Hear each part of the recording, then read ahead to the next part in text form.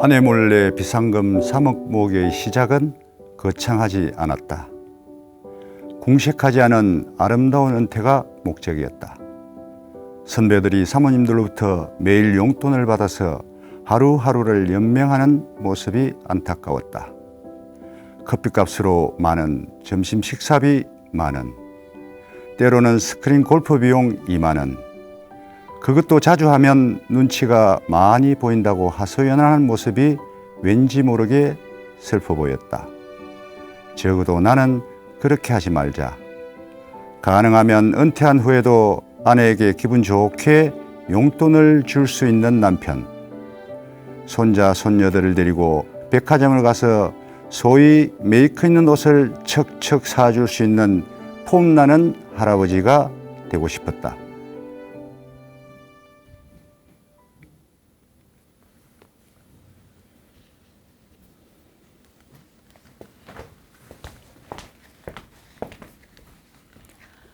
변화하는 세상을 만나는 가장 빠른 길.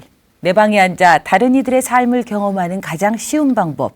여러분의 감성, 지성, 품성, 그리고 호기심까지 가득 채워줄 만만한 책. 안녕하세요. 저는 진행을 맡은 컨텐츠 프로듀서 이진아입니다. 반갑습니다. 과거엔 60세만 돼도 성대하게 환갑잔치를 하고 60세 이후를 여생이라고 불렀습니다. 세상 살 만큼 살았으니 남은 생은 짜투리라고 하는 의미라고 하는데요. 하지만 지금은 상황이 달라졌죠. 60세 이후에도 생의 3분의 1 이상이 남아있는 시대를 살고 있습니다. 때문에 경제적인 부분을 걱정하지 않을 수 없는데요. 아름다운 노후를 위해서는 준비만이 답이라고 생각됩니다. 은퇴 후에 내 남편이, 내 아내가 나 몰래 3억을 모아두었다. 여러분은 어떠실 것 같으세요? 괘씸할까요? 제발 몰래라도 좋으니 모으기나 하시라. 이런 생각 안 드세요? 이렇게 깜찍한 일을 실제로 실행에 옮기신 분이 있으셔서 오늘 그 노하우를 배워보려고 모셨습니다. 아내 몰래 비상금 3억을 모은 주인공 문석근 저자님 모시고 오늘 이야기 나눠보도록 하겠습니다. 비상금 3억이 있으셔서 그런지 편안해 보이십니다. 네, 그런가요? 네. 네, 반갑습니다. 네, 반갑습니다. 네, 시청자 여러분께 소개 좀 해주시겠어요? 네, 그럴까요? 네네. 안녕하세요. 반갑습니다. 전국에서는 시니어 TV 시청자 여러분 반갑습니다. 소소한 비상금이 모이면 기적이 됩니다. 비상금 모으기 전문가 문석근입니다. 반갑습니다. 예, 소개도 아주 명쾌하십니다. 네, 그런가요? 네, 이 구절을 읽어주신 이유가 있을까요? 어찌 보면 제가 이 구절을 읽은 이유는 어찌 보면 아내 몰래 비상금 3억 모으기의 출발점이기도 한데요. 네네. 제가 이제 현직에 있을 때 은퇴를 하신 이제 선배님들을 이렇게 모시는 장소가 있었는데 거기에서 이제 식사를 하시면서 많은 대화들이 이렇게 오고 가지 않습니까? 예. 이제 대화를 나누고 이렇게 돌아가셨는데도 제 머릿속에 그때 나눈 대화들이 막 돌아다니면서 여운이 남는 부분이 한 2가지 정도가 딱 남더라고요. 네. 첫 번째는 뭐냐면, 일단 은퇴를 하면 네네. 여러 사람의 눈치가 많이 보이는데, 네네. 우리 진행자님은 어느 분의 눈치가 좀 가장 많이 보인다고 생각하세요? 아무래도 배우자겠죠. 그러시죠. 네네. 집에 있는 게 사모님들의 눈치가 가장 많이 보인다는 이야기를 이렇게 하는 거예요.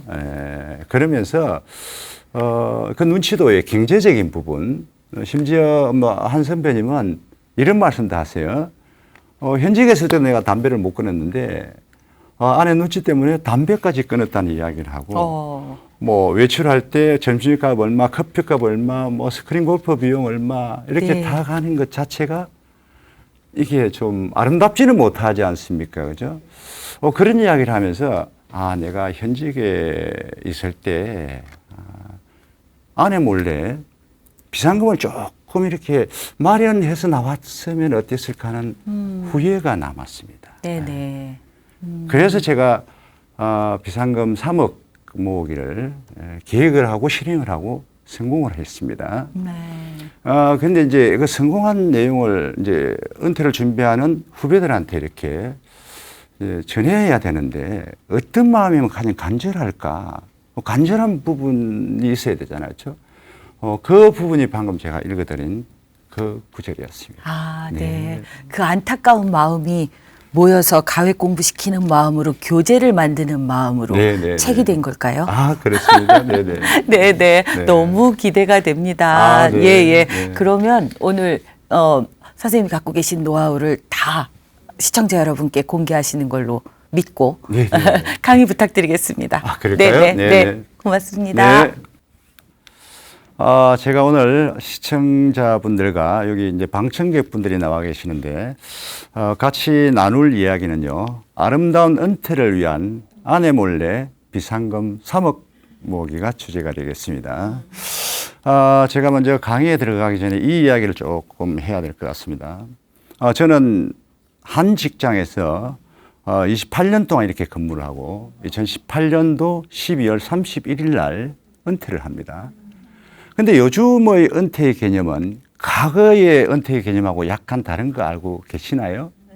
과거에는 정년퇴직이라는 개념을 썼는데 요즘은 정년퇴직이라는 개념을 쓰지 않습니다. 정년퇴직은 국가에서 보장해주는 60세까지 근무를 하고 은퇴를 하는 것은 정년퇴직이라고 하고, 근데 이제 요즘에 이제 등장하는 건 명예퇴직, 명퇴라는 이야기 들어보셨죠? 네. 아, 네네네. 명퇴라고 하는 명예퇴직은 정년퇴직이 만약에 60이라면 이제 기업 입장에서 뭐 경영상의 문제가 있다거나 아니면 뭐 후배를 위한 일자리를 양보해야 된다거나 하는 여러 가지 사정에 의해서 조금 일찍 이제 은퇴시키는 제도를 도입을 합니다. 그게 명예퇴직인데 저는 약 4년 정도 빨리 은퇴를 합니다.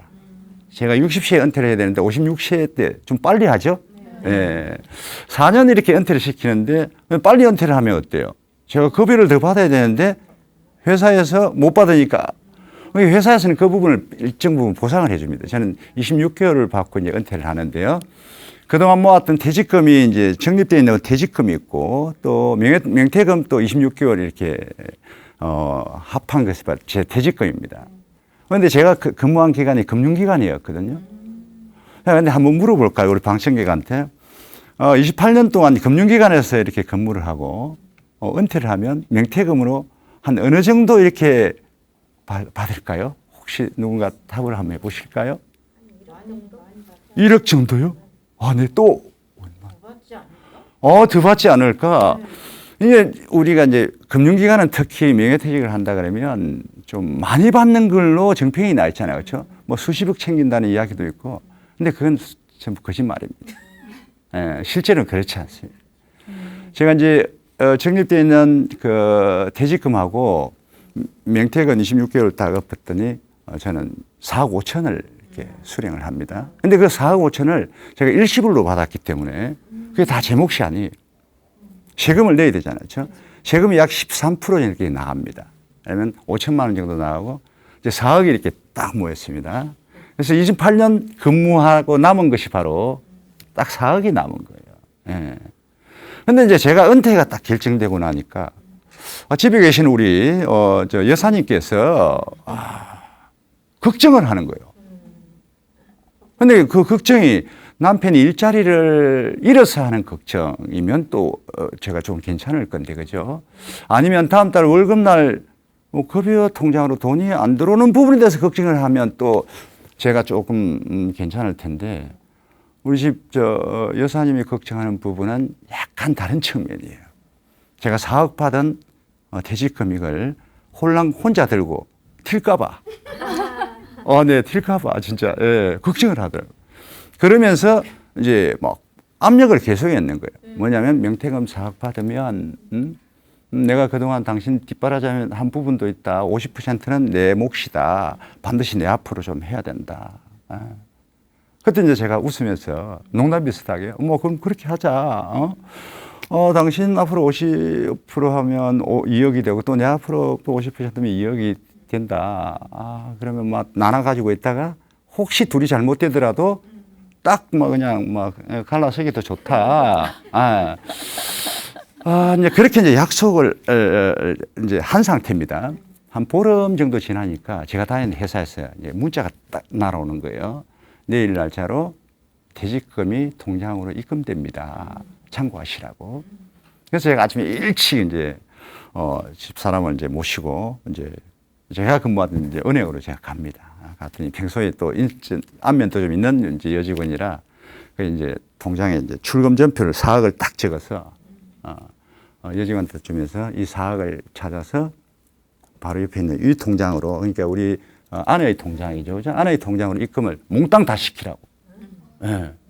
그래서 4억을 고스란히 우리 서희정 여사님 앞으로 입금을 시킨 거예요. 예. 근데 어찌 보면 어때요? 불가능한 일이잖아. 그렇죠? 저기 저 사진 한번 보세요. 우리 집사람 눈을 동그랗게 뜨고 있는 거 한번 보십시오. 예. 어찌 보면 이런 불가능한 일이 가능했던 이유가 오늘 제가 나눌 이야기의 요지라고 보시면 됩니다. 예. 오늘 이야기는 크게 이제 4가지 장으로 나눠서 이렇게 설명을 드릴 건데요. 진짜 3억 모았느냐는 부분. 그 다음, 보통 직장 생활하는 사람들은 은퇴를 그렇게 너무 가볍게 받아들여요. 근데 순식간에 오거든요. 이제 그 부분도 살짝 한번 말씀을 드리고, 안에 오늘 이제 3억을 제가 모았는데, 어찌 보면 그 3억의 결정판은 바로 제 재테크 포트폴리오 상에 있는 주식입니다. 이제 그 부분이 황금알로 이렇게 태어나는데, 그 부분에서 잠깐 말씀을 드리고요. 이제 결론적으로 이게 진짜 가능하냐, 그렇죠? 여기에 대해서 말씀을 드릴까 합니다. 근데 저게 어찌 접니까, 진짜. 예. 제가 저 사진을 보고 진짜 저렇게 한번 닮아봤으면 하는 생각이 이제 간절합니다. 예. 저는 이제 경남 산청이라는 곳이었어요. 우리 어머님, 아버님은 사이가 굉장히 좋으셨던가 봐요. 10남매를 놓으십니다. 그죠? 우하시죠? 예. 제가 강연하면 늘 이제 이런 이야기를 듣습니다. 제 위에 형이 2, 누나가 7명입니다. 막둥이로 태어났어요. 그런데 너무 없는 집안에서 태어난 거예요. 그래서 어려서부터 돈에 대한 개념이 좀 간전하다는 표현, 그게 정확할 것 같습니다. 예. 촌놈이다 보니까 남들보다 특별히 뛰어난 건 없어요. 근데 딱 한 가지는 진짜 잘하는, 뭘 잘하냐면 아까 사회자님도 잠깐 이야기 하시더라고요. 표정이 좋다고. 생글생글 웃는 건 진짜 잘합니다. 네, 네. 제가 이제 책이 출판되고 나니까 주변에서 이제 난리가 난 거예요. 무슨 난리가 났을까요?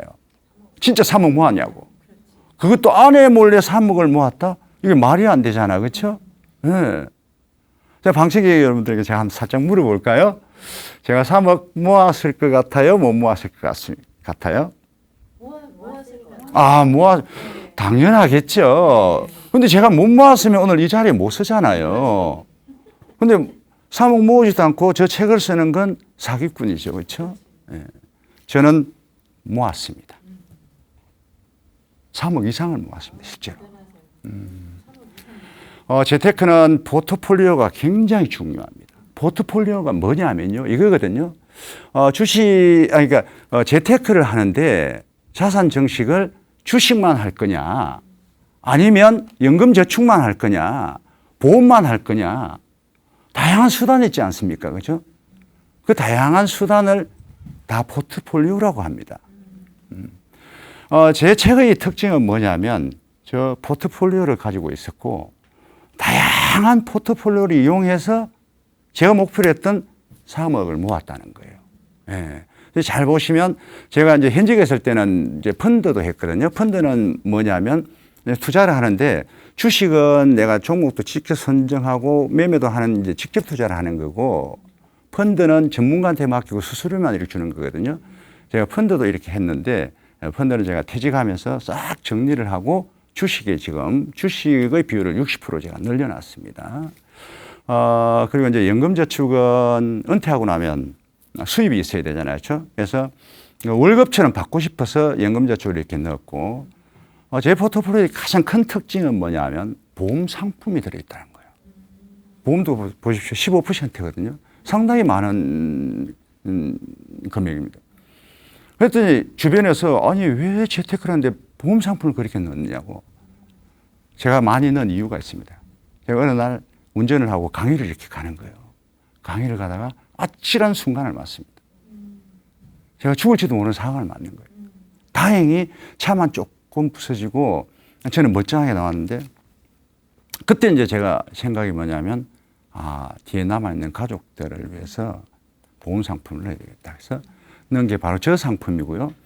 저 상품은 나중에 연금처럼 받을 수 있는 상품이라 연금저축하고는 나중에 월급처럼 받을 생각으로 있습니다.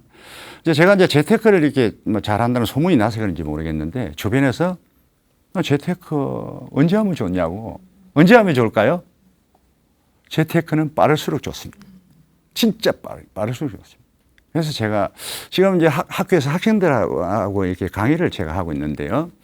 학생들한테 재테크의 개념을 어떻게 심어주느냐 하면 자, 여러분들 스타벅스 가지고 커피 한 잔 마시면 얼마지? 평균적으로 5,000원 내고 마시지 그 돈을 가지고 주식시장 한번 가봐. 그러면 좋은 주식, 비싼 주식은 아니더라도 뭐 그런 주식이라도 좋은 주식이 많다. 그 주식을 한번 사봐라. 그 다음에 10,000원짜리 점심 먹지 말고 구내식당에서 5,000원짜리 먹고 또 주식을 해라. 그렇게 해서 재테크의 개념을 이렇게 자꾸 심어주는 거예요. 저는 은퇴를 딱 10년 놔두고 2007년 5월부터 아내 몰래 비상금 3억 모으기를 합니다. 제가 아내 몰래 비상금 3억 모으기를 한 이유는 딱 하나예요. 뭐냐면 은퇴하고 아까 제가 글을 읽어서 드린 그 부분 아시죠? 아내로부터 경제적인 독립을 진짜 하고 싶었습니다. 그래서 성공을 하게 된 것 같습니다. 이제 비상금 이제 관련돼서 이야기를 조금 하고 싶은데요. 비상금 이제 주변에서 이제 필요하냐? 아니 재테크를 하면 아내하고 같이 하면 되지. 그럼 더 많이 모았을 거 아니냐고 이야기를 해요. 근데 비상금은 차원이 다릅니다. 저는 퇴직금은 그대로 아내한테 다 드렸지 않습니까? 그죠? 그래서 저 비상금의 의미는 저는 반드시 필요하다고 믿는 사람 중에 하나입니다. 왜 그러냐면 은퇴를 하고 나면 일단 경제적으로 굉장히 좀 궁색해집니다. 그걸 위해서 비상금이 꼭 필요해요. 아까 선배님들도 왜 비상금을 모아서 못 나왔느냐 하는 부분이 있었지 않습니까? 그렇죠? 예. 그래서 제가 현직에 있을 때 이제 교육을 이렇게 하면서 저한테 교육을 오신 이제 분들한테 제가 설문을 해봅니다. 비밀 계좌 가지겠느냐 물었더니 남자들은 65%가 갖겠다는 거예요. 대신 여성들은 어때요? 좀 낮습니다. 35%만 갖겠다고 하더라고요. 그래서 비상금이란 저 용어는 이 남자들 좀 전용물이 아닌가라는 생각을 해봅니다. 그것도 한번 생각해 보자고. 옛날에 제가 젊었을 때 비상금 전쟁 많이 했습니다. 우리 아내하고. 비상금 전쟁을 해보면 어때요? 제가 이제 비상금이 좀 있으면 책 속에 탁 이렇게 꽂아 두잖아요. 근데 우리 집 여사님은 귀신처럼 찾아요. 예. 10,000원짜리를 딱 말아가지고 볼펜 속에 딱 넣어 놓으면 어떻게 우리 집에 여사님은 그 볼펜 그걸 탁 끄집어내냐고요. 예. 그래서 다 뺏기잖아요. 근데 저는 제 아내가 우리 집 여사님이 비상금이 있는지 관심이 없었습니다. 단 한 번도 비상금을 찾아본 적이 없습니다. 그래서 비상금은 남자들이 필요한 거다. 그래서 비상금을 좀 가지자. 그런 이야기를 좀 하고 싶습니다. 은퇴를 너무 가볍게 생각합니다. 사람들은. 진짜예요. 직장생활 하다 보면 준비를 잘 안 해요. 그래서 은퇴 이야기하면 다들 나랑 무슨 상관이냐. 그리고 대부분 사람들이 착각을 하는 게 있어요. 자기는 은퇴를 하고 나면 할 일이 굉장히 많다는 식으로 이야기를 해요. 실제로 많을까요? 전혀 그렇지 않습니다. 자, 28년 동안 제가 이제 근무를 하다가 은퇴를 했는데 28년 동안 직장 생활을 하다가 은퇴를 했습니다. 자, 첫날이에요, 첫날. 은퇴하고 첫날입니다. 방청객들이 좀 여성들이 좀 많은데 여성들은 첫날 뭘 하고 싶으십니까? 라고 물으면 한 10명 중에 9명은 나는 실컷 자겠다는 답을 합니다. 그럼 남자들은 주로 어떤 대답을 할까요? 뭘 하겠다고 할까요? 글쎄요. 여행을 가겠다. 여성들은 잠자는 건 이해가시죠? 예. 근데 남자분들은 뭘 한다고 할까요? 10명 중에 10명은요, 등산하겠다는 거예요. 배낭 메고 산에 가 있다는 거예요. 예. 은퇴를 하면 일단 멘붕이 옵니다. 왜 멘붕이 올까요? 은퇴라는 개념을 제가 정립을 해드릴게요. 은퇴라는 건 뭐냐면 내가 그동안 가지고 있던 일자리를 잃어버리는 겁니다. 근데 유교적인 성향이 강한 우리나라 같은 데서는 이게 일자리라는 개념이 대단히 중요해요. 그 사람의 근위가 어디에서 다 나온다고 생각하세요? 그 사람이 가지고 있는 일자리에서 다 나온 거예요. 그래서 은퇴는 일자리를 잃는 거잖아요. 또 다시 다른 말로 이야기하면 은퇴를 하고 나면 딱 아침에 눈을 떴는데 갈 곳이 없는 거예요. 그게 뭘까요? 바로 멘붕이에요. 2018년도 12월 31일 날 제가 이제 은퇴를 하고 2019년 1월 1일은 다 공휴일이니까 아무도 뭐 출근을 안 하잖아요. 그렇죠? 1월 2일 딱 되니까 나랑 같이 출근을 했던 직원들은 똑같이 출근을 하는데 아침에 일어나는 시간은 똑같습니다. 습관이 진짜 무서운 거예요. 그렇죠? 은퇴를 했는데도 그 시간에 일어나는 거예요. 딱 눈을 떴는데 갑자기 머리가 하얘지면서 와, 이거 뭐지? 내가 갈 곳이 없네.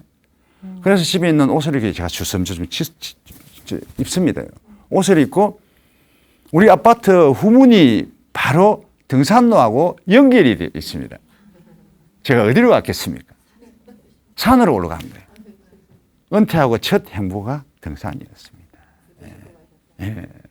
예. 등산을 이렇게 하는데 진짜 등산을 하는데 다른 분들은 다 출근한다고 하잖아요. 저는 등산을 하는 거잖아요. 그렇죠? 와, 많은 생각이 머릿속에 진짜 많은 생각이. 그동안 내가 뭘 했지? 은퇴를 하고 나 이제 앞으로 뭘 하지? 딱 그때 생각난 사람이 있습니다. 나랑 같이 은퇴한 친구들이 생각이 나는 거예요. 친구, 제가 네 사람한테 정확하게 전화를 합니다. 네 사람에게 전화를 이렇게 했더니 세 명은 딱 저처럼 배낭을 메고 산에 있는 거예요. 한 명만 집에 이렇게 있는데 집에 있는 친구는 내가 전화를 하니까 너무 반가웠던가 봐요. 예. 그래서 전화를 하니까 당장 만나자는 거예요. 당장 만나서 그럼 이게 그래서 산에 있는 친구들도 불러내리고 해서 이제 5명이 딱 모였습니다. 은퇴 후에 첫 클럽을 만듭니다. 무슨 클럽일까요? 등산 클럽입니다. 그래서 한 달에 한 번씩만 우리 만나자고 했거든. 제가 한 번씩만 만나자고 했더니 한 달은 너무 길다는 거예요. 일주일에 한 번 만나자는 친구도 있습니다. 예. 은퇴를 해도 골프는 가끔 합니다, 사실은. 하는데 원칙이 있습니다. 무조건 새벽 타임. 월요일. 무슨 의미죠? 싼 골프장만 찾습니다. 근데 제가 현직에 있을 때는 실제로 가끔 초청도 이렇게 받아서 가거든요. 그리고 예, 법인 회원이라고 골프 비용이 조금 싼 회원이 있습니다. 그 회원권을 활용해서 공을 치기도 하거든요, 사실은. 예. 근데 은퇴를 하면 그게 없지 않습니까? 그래서 모든 비용은 더치페이랑 똑같이 나누는 거예요. 예. 그래서 현직에 있을 때는 클럽하우스에서 폼나게 아침 식사도 이렇게 하고 공을 치거든요. 절대 없습니다. 왜? 비싸니까요. 예. 5명이 딱 모이면요, 이제 대화를 하잖아요. 많은 대화를 하는데 그 대화의 주 내용이 뭐냐? 내용이 뭐냐? 어떤 대화를 하냐면 첫 번째가 바로 내가 이제 퇴직금 좀 많이 받았잖아요. 다들 한 뭐 4억씩.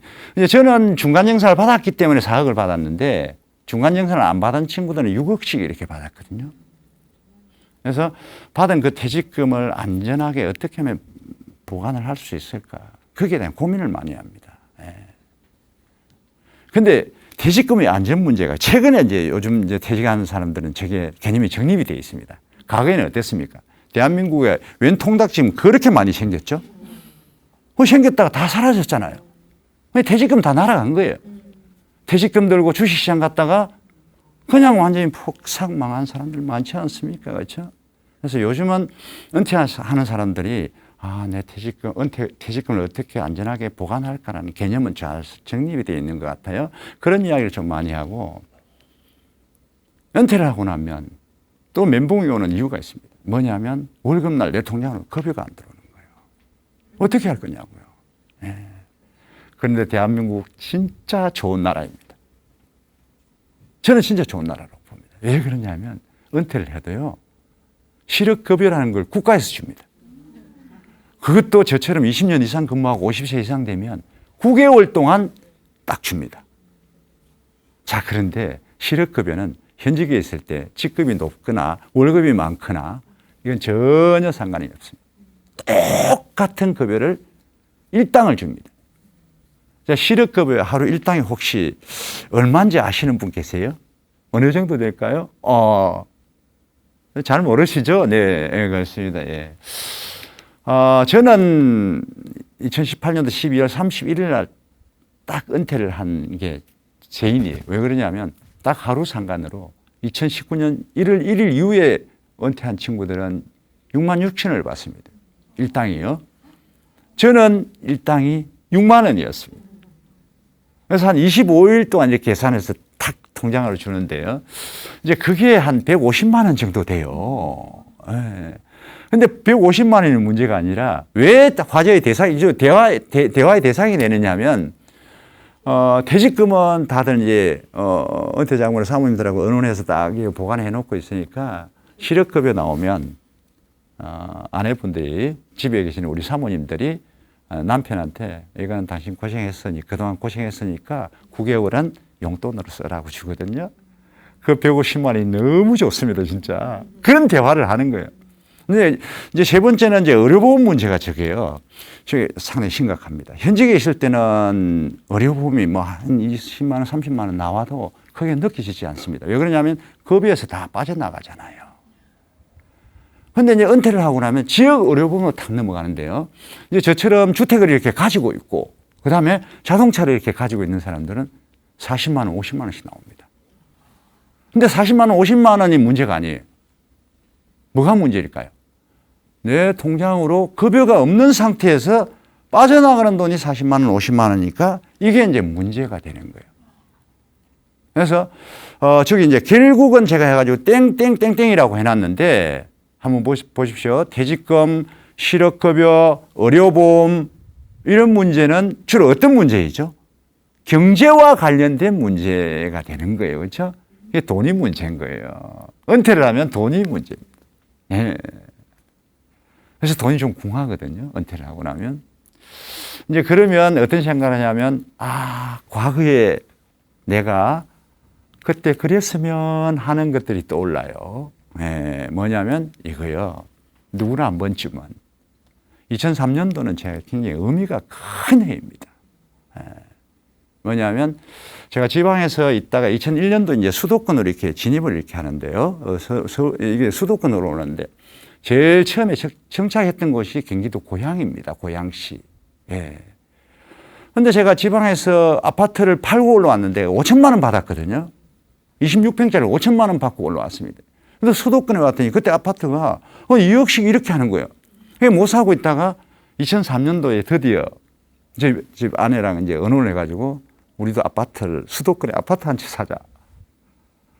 근데 고양시, 일산 쪽에, 신도시 쪽에는 조금 비싸게 형성이 돼 있어요.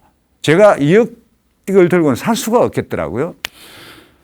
그래서 조금 외곽으로 나갔더니 저기 이제 탄현동이라는 곳에 갔더니요. 아파트 가격이 신도시보다 조금 낮으면서 38평짜리 아파트를 살 수 있겠더라고요. 그래서 2억 1천만 원을 주고 38평짜리. 그것도 수도권에 내 아파트를 가십니다. 그래서 굉장히 의미가 있었던 해입니다. 근데 딱 제가 아파트를 산 그 시기에 나랑 같이 근무를 하던, 우리 옆 동료이면서 선배님이 한 분 계셨거든요. 그 선배님은 4억 5천만 원을 들고 목동으로 가더니요. 서울 목동 아시죠? 목동으로 가더니, 아파트를 45평짜리를 사는 거예요. 그때 일산에 45평짜리는 3억 5천만 원 주면 샀거든요. 그래서 내가 그 선배님 보고, 아니, 선배님, 그 일산 신도시에 좋은 아파트 많고, 그래서 신도시 살기 너무 좋다. 교통도 좋고. 근데 왜 교통도 불편한 뭐 목동으로 가지고 4억 5천씩이나 아파트를 사는데 왜 이렇게 바보 같은 짓을 하냐고. 제가 그랬더니 그 선배님이 저를 쳐다보고 막 웃는 거예요. 그래서 제가 그 웃음의 의미를 잘 몰랐습니다. 그 웃음의 의미를 작년에 압니다. 2020년도 7월 달에 제가 아파트를 이제 팔았는데요. 제가 3억을 받았거든요. 2억 1천만 원에 사가지고 17년 동안 가지고 있다가 3억을 받았는데 4억 5천 주고 사신 우리 선배님은 그 아파트에 아직도 살고 계십니다. 그 금액은 뭐 대충 아시죠? 제가 이 생각을 하면 잠을 못 잡니다. 진짜. 뭐냐면 이거예요. 91년도에 이제 저는 경남 양산으로 제가 첫 발령을 받아갑니다. 입사회가 첫 발령인 거예요. 첫 발령이 이제 신입사원이다 보니까 뭐 업무를 잘 모르잖아. 그렇죠? 또 주변에 아는 사람도 없었거든요. 굉장히 많이 외로울 때인데 옆에 있는 선배 한 분이, 형님 한 분이 저한테 이제 가끔 점심도 사주고 어떨 때는 데려가서 술도 이렇게 사주고 막 하는 일도 챙겨주고 하는 분이 계셨어요. 이제 그분이 주말인데 나랑 같이 등산 한번 가자고. 역시 등산이 나오죠? 예, 등산을 가자고 나오는 거예요. 그래가지고 이제 양산 시내가 딱 보이는 야트막한 산을 정상까지 나를 데려가더니 정상에 서서 저 멀리 보이는 땅을 한번 보라고. 그러면서 저 땅이 600평이다. 600평인데 내 땅이다. 그러면서 자랑을 하는 거예요. 그러면서 그 양산은 어떤 도시냐면 부산하고 바로 인접한 도시입니다. 부산하고 딱 인접한 도시인데 부산이 앞으로 평창하면 이 땅의 가치를 매길 수가 없다는 거예요. 그러면서 현재 12만 원 하는데 너가 이 땅을 사면 내가 8만 원에 박앤세일 해주겠다는 거예요. 와. 그래서 제가 노합니다. 왜 그러냐면 내가 노한 이유가 뭐냐면 그 형님이 가끔 이렇게 동양화를 그리시거든요. 예, 화투를 이렇게 좀 저렇게 치셨어요. 빛이 좀 있었거든요. 그래서 저 땅을 나한테 떠넘기려고 하는 게 아닌가 노했습니다. 저 땅이 어떤 땅이냐면 지금 현재 어떻게 변했을까요? 거기가 저기 옛날에 노무현 대통령이 서거하셨을 때 시신을 안치했던 병원이 부산대학병원 양산병원입니다. 그 병원이 그 땅에 들어왔습니다. 바로 부산을 직통하는 전철역이 바로 옆에 있고요. 한 평 가격이 지금 1,500만 원에서 비싼 건 2천만 원까지 합니다. 1,500만 원 해도 90억 원. 이거 어떻게 할 거냐고. 내 돈 90억이 이렇게 날아갑니다. 네. 아까 말씀드린 이제 제 포트폴리오 60%는 주식인데요. 이게 이제 한금알이 됩니다. 그 이야기를 조금 할까 합니다. 통상 배가 고픈 상태에서 첫 술을 먹으면 배 안 부릅니다. 그렇죠? 근데 배가 불렀습니다. 이 K자동차 때문에요. K자동차는 우리나라 1위 업체는 H자동차인데, 그죠? K자동차는 2위 업체입니다. 이 주가를 잡고 상을 조금 말씀드리면 20년 5월에는 25,600원 이렇게 했는데요. 딱 1년 전에 제가 2만 원 했거든요. 근데 H자동차는 그 1년 전에 3만 원 하던 게 13만 원까지 가는 거예요. 그래서 제가 그동안 투자해 놓은 S전자, H반도차, H자동차 전부 다 팔았습니다. 이게 쉽게 이야기하면 종잣돈이었거든요. 딱 파니까 3천만 원, 남짓 이렇게 3천 한 600만 원 가까이 이렇게 되는 것 같더라고요. 그래가지고 딱 팔아서 딱 K자동차 1,420주를 다 삽니다. 샀더니 갑자기 3만 원이 되고 5만 600원이 되고 저게 딱 1년 지나니까 8만 4,300원. 네. 한 방에 8,100만 원을 법니다, 제가. 네. 그때 저는 제가 전문가인 줄 알았습니다. 이거 보기 전에는요. 오땡땡이라는 주식. 제가 7년 동안 저기 사로잡혀가지고 헤어나지 못했던 주식입니다. 예. 저기서 6,100만 원을 제가 꼴거든요.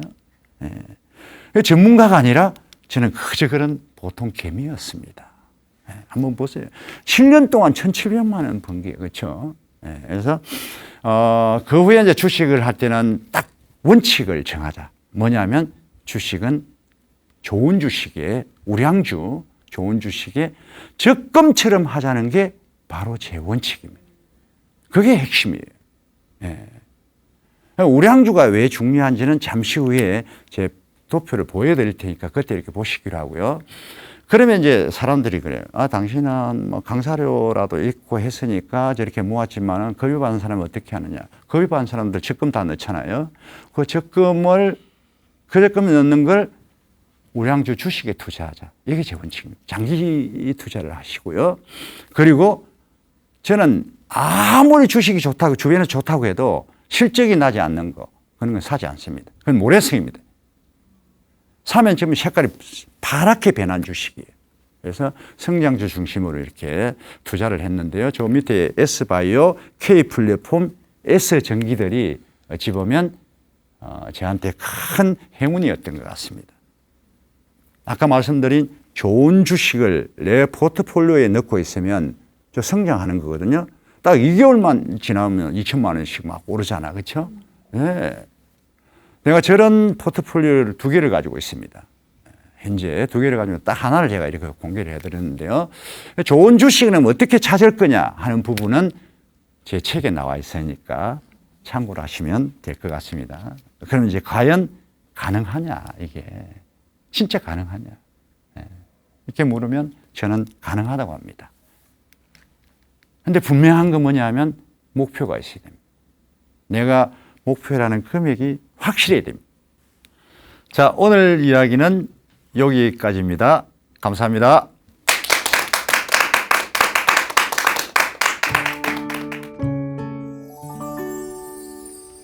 강의 너무 재밌게 잘 들었습니다. 아, 네, 감사합니다. 네, 네.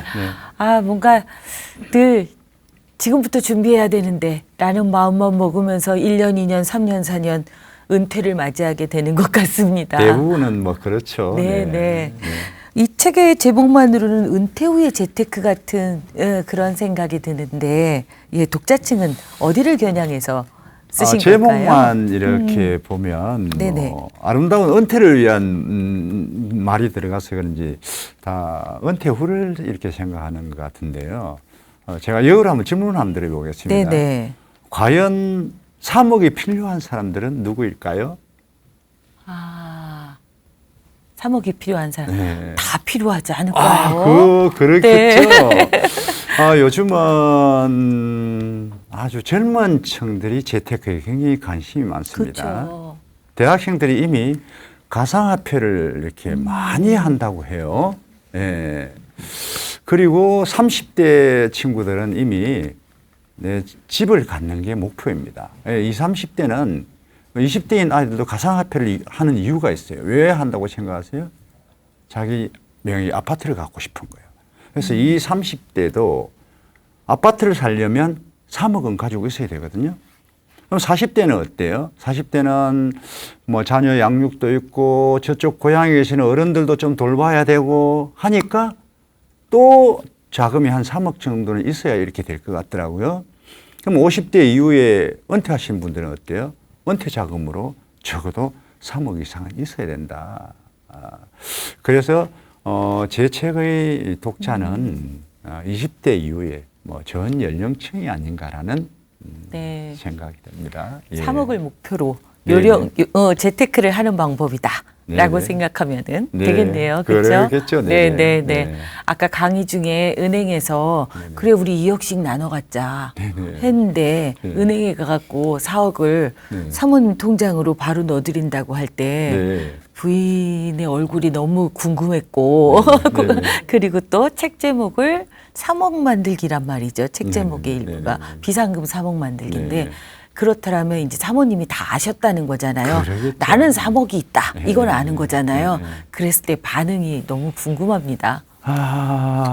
처음에 이제 은행에 이제 저희 아내를 데리고 이제 은행 가가지고 4억을 딱 이체시켜주니까 당신도 뭐 깜짝 놀라는 거죠, 그렇죠? 원래 이제 2억만 달라고 했던 걸 4억 주니까 너무 이렇게 놀랬던 것 같고, 내가 이제 책을 이렇게 써서 이제 당신한테 책을 이렇게 탁 주니까 이제 우리 남편 이제 3억 있는 걸 그때 사실 알았던 것 같아요. 그 전에는 진짜 몰랐던 거. 네, 왜냐하면 제가 철저하게 진짜 비밀에 붙였거든요.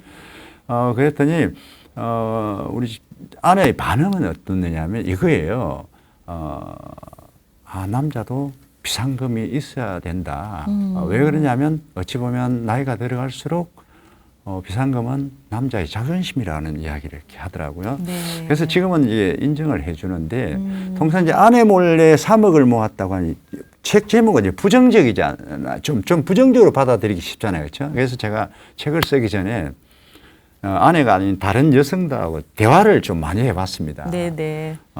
만약에 사모님 몰래 남편분이 비상금으로 3억을 들고 있으면 어떨까요? 라고 물었더니 그 여성분들이 대답이 똑같았습니다. 뭐냐면 내 몰라도 좋으니까 우리 남편 진짜 3억만 좀 가지고 있었으면 그러면서 책 언제 나오냐고 네. 그 책을 딱 사가지고 이거 남편한테 선물하는 책이군요. 그 남편 책상 위에 남편 몰래 좀 얹어두고 싶다고 그런 이야기를 이렇게 했습니다. 그러셨군요. 네. 너무 재밌는 일합니다. 네. 책에서는 주로 지금 이 책은 보면은 재테크 책 같지만 사실은 은퇴 후의 삶에 대한 것들에 대한 긴장감을 더 많이 주고. 네, 그렇죠. 예, 그걸 위해서 안정적인 아름다운 노후란 어떤 거냐라는 생각을 하게끔 하신 것이 작가님의 의도 같은데. 네, 맞습니다. 네. 아름다운 은퇴란 뭘까요, 그러면? 우리 진행자님이 정확하게 이렇게 보셨는데요. 저는 이제 아름다운 은퇴가 뭐냐면 아름다운 은퇴라는 건 은퇴한 후에 궁색하지 않는 삶. 그러면서 밖에 나가서 친구를 만나서 커피값도 내가 탁 낼 수 있는 사람. 어찌 보면 좀 은퇴한 후에 삶이 좀 설렘이 있는 삶. 네. 그런 삶이라면 좀 아름다운 삶이 아닐까. 그래서 제 책을 이렇게 중간에 넘기다 보면 매 장이 넘어갈 때마다 이게 박스행으로 딱 글을 제가 넣어놨습니다. 한 번쯤 독자들한테 생각하고 넘어가라고. 네. 프롤로그 이제 들어가는 글에 프롤로그에 첫 장에 들어간 제목 그 글귀가 뭐냐면 아내 몰래 비상금 3억 모으기의 시작은 설렘에서 시작되었다. 딱 그 용어입니다. 네. 그래서 진짜 제가 하고 싶었던 건 뭐냐면 우리 이제 아이들이 또 아이를 놓으면 손자 손녀가 되잖아요. 손자 손녀들 데리고 이제 백화점을 가가지고 아이들이 집는 거는 다 사줄 수 있는 진짜 폼난 할아버지가 되는 게 제 진짜 꿈입니다. 근데 우리 딸이 벌써 지금 결혼한 지 3년이나 됐는데도 아이를 안 낳아요. 이거 어떻게 할 겁니까, 진짜. 네. 또 다른 숙제가. 네. 예, 돈이라는 거는 항상 있을 때도 모을 것이 없을 정도로 쪼들려서 예, 아예 저축이라는 건 따로 떼놓고 없다고 생각해라라는 얘기도 하게 되고 그렇죠. 예. 그래서 오히려 오픈했을 때보다 비상금이란 것이 갖고 있는 역할이 위기가 왔을 때 그렇죠. 그때 정말로 요긴하게 어찌 보면 자산이 될 수가 있겠죠. 그래서 인생의 위기를 막아주는 것이 어떤 면에서는 그런 게 아닐까 싶은 생각이 들어서 좀 더 구체적으로 좀 쉬운 방법으로 재테크를 할 수 있는 사실 주식도 누구나 하는 건 아니라고 생각이 드는데 그렇죠. 말씀하신 것처럼 저축처럼 하는 주식이라는 게 있는 것이고 보험도 그렇고 뭔가 이렇게 포트폴리오를 짜는 이야기를 좀 더 쉽게 돈을 어떻게 저축할 돈을 떼서 좀 해봐라 라는 킥 같은 거 없을까요? 그래요. 중요한 팁? 그러니까 이제 뭐냐면 제가 이제 이 책을 쓰니까 제가 마치 이제 그 주식 전문가처럼 이렇게 나도 생각하는 것 같아요. 근데 책을 읽다 보면 사실 그건 아무것도 그거 아니죠. 그런 책은 아닙니다. 아니죠. 제가 이제 의도는 뭐냐면 이게 주식 포트폴리오 아까도 말씀드렸는데 포트폴리오 자체를 다양하게 가져갔는 거거든요. 그래서 주식만 하면 또 어때요? 상당히 위험하잖아요. 원금 손실도 있을 수도 있으니까 그죠?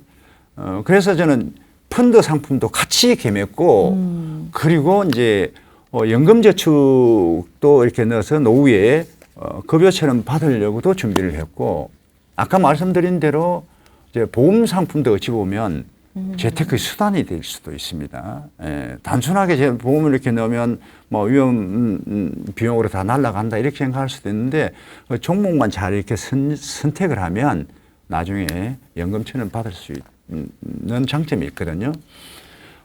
그래서 이제 저는 주식 투자를 하되 예를 들어서 주식을 한다고 가정을 하면 주식 투자를 하되 주식 하셔도 됩니다.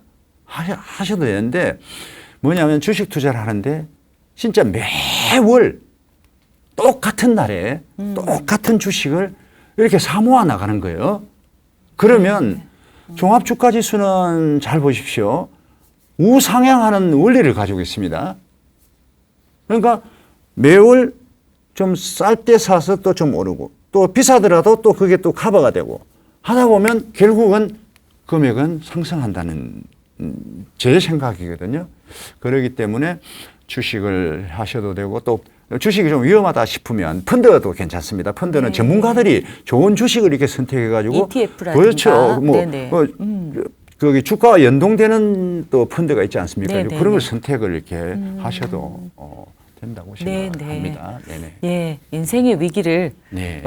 분산 투자로 네네네네. 제어해라라는 네. 말씀인 거죠. 그렇죠. 네네네. 네네네. 아, 귀한 시간 내주셔서 진심으로 감사드립니다. 네, 감사합니다. 네. 네네. 바로 실행이라고 말씀하셨습니다. 평생 다니던 직장을 은퇴하고 나면 경제적인 걱정이 앞서서 심리적 상실감으로 굉장히 힘들어하시는 분들이 많다라고 합니다. 은퇴 후의 삶, 경제적 건강도 중요하지만 심리적, 신체적 건강도 돌봐야 되지 않을까 하는 생각도 또 끝으로 해보게 됩니다. 마음 치유에 도움이 되는 책들, 만만한 책에서 좀 더 준비해 보도록 하겠습니다. 예. 만만한 책 오늘은 여기까지입니다. 다음 주에도 유익한 책으로 다시 찾아뵙겠습니다. 함께해 주셔서 감사합니다.